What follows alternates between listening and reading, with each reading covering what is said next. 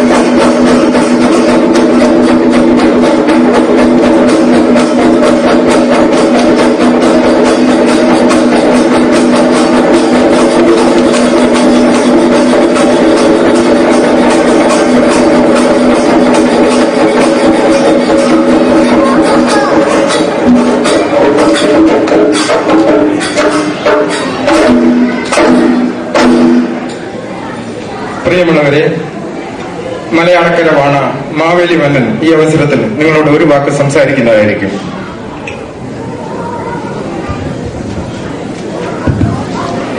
ഈ തിരുവോണ ദിവസം ഇവിടെ വരുവാനും ഡാലസ് പ്രോവിൻസ് തന്ന ഈ മഹനീയമായ വരവേൽപ്പിൽ പങ്കുചേരുവാനും നമുക്ക് കിട്ടിയ ഈ അസുലഭ സന്ദർഭത്തിന് നാം മനസ്സുകൊണ്ട് നിങ്ങളോടെല്ലാം കടപ്പെട്ടിരിക്കുകയാണ്.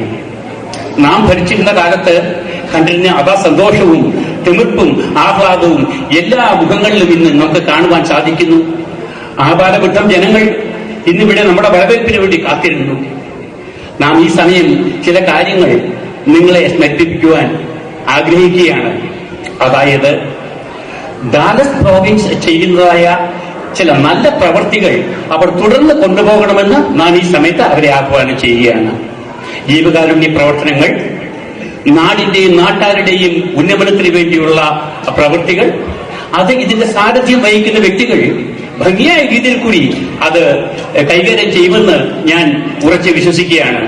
നാം കേരളത്തിൽ പോയിരുന്നപ്പോൾ ഗോകർണം മുതൽ കന്യാകുമാരി വരെ പോയി നമ്മുടെ ജനങ്ങളെ എല്ലാം സന്ദർശിച്ചു. മടക്കയാത്രയിൽ ആലപ്പുഴയിൽ നടന്ന ജലോത്സവം വള്ളംകളിയിൽ നാം പങ്കുചേർന്നു.